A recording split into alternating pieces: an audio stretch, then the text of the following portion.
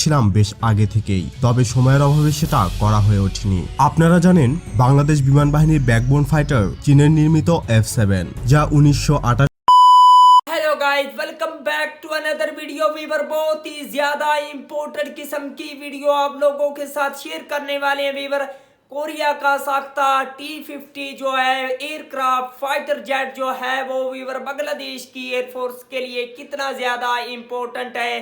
FA-50 जो fighter jet है और बांग्लादेश की वीवर एयरफोर्स फुल रिपोर्ट आप लोगों के साथ शेयर करने वाले हैं। तो अभी तक चैनल को सब्सक्राइब नहीं किया हुआ तो प्लीज जल्दी से चैनल को सब्सक्राइब कर लीजिएगा। तो बिना टाइम वेस्ट किए वीडियो को स्टार्ट करते हैं। আসসালামু আলাইকুম ভিউয়ার্স, আজকে আমরা একটি পয়েন্ট অফ ভিউ নিয়ে আলোচনা করব, আর অবশ্যই সেটা আমাদের নিজস্ব পয়েন্ট অফ ভিউ, যেটা আপনাদের সাথে শেয়ার করতে চাচ্ছিলাম বেশ আগে থেকেই, তবে সময়ের অভাবে সেটা করা হয়ে ওঠেনি। আপনারা জানেন বাংলাদেশ বিমান বাহিনীর ব্যাকবোন ফাইটার চীনের নির্মিত F7, যা 1988-89 সাল থেকে বাংলাদেশ বিমান বাহিনী ব্যবহার করছে, আর এগুলো দিয়েই আমাদের MiG-21 MF গুলোকে 1990 সালের দিকে রিপ্লেস করা হয়েছিল। 3 থেকে 4 ধাপে প্রায় 50টির মতো F7 সিরিজের যুদ্ধবিমান ক্রয় করা হয় বিমান বাহিনীর জন্য। প্রথমে 1988-89 সালে এরশাদ সরকার 16টি F7MB ক্রয় করে। 1996-97 সালে আওয়ামী লীগ সরকার 8টি FT7B double seated trainer version ক্রয় করে।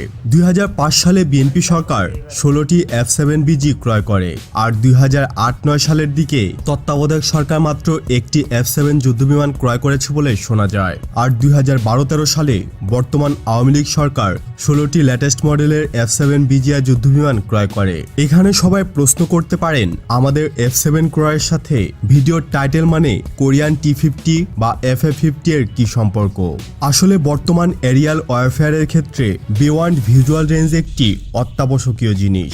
F7 সিরিজের ফাইটারগুলো বিভিআর ক্যাপেবল নয়, তবে কোরিয়ান T-50 এর ফাইটার অ্যাটাক ভার্সন FA-50 বিমানগুলোতে বিভিআর ক্যাপাবিলিটি আছে, যেগুলো AIM-120 ইউজ করতে পারে। একই সাথে AIM-9X, AGM-65 Maverick, KAPD-350 cruise missile ব্যবহার করা যায়, আর টার্গেটিং পডের সাহায্যে বিভিন্ন গাইডেড বোমাও নিক্ষেপ করা যায়।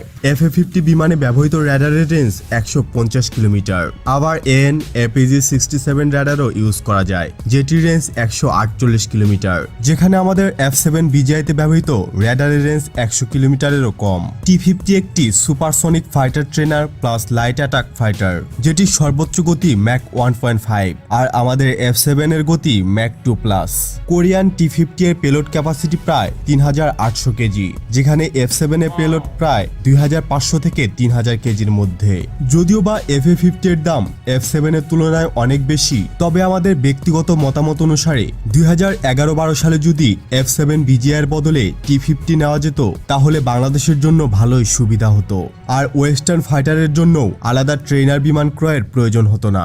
উল্লেখ্য, T-50 বা FA-50 জেটের মাধ্যমে ইউরোপীয় বিভিন্ন যুদ্ধবিমানের জন্য উন্নত প্রশিক্ষণ এবং এর পাশাপাশি যুদ্ধবিমান হিসাবে ব্যবহার করা যায়। তো আজ এতটুকুই। নতুন কোনো ভিডিও নিয়ে খুব দ্রুতই হাজির হব ইনশাআল্লাহ। সে পর্যন্ত ভালো থাকুন, সুস্থ থাকুন, ইনফরমেটিভ বাংলার সাথে থাকুন। দেখা হবে আবারও।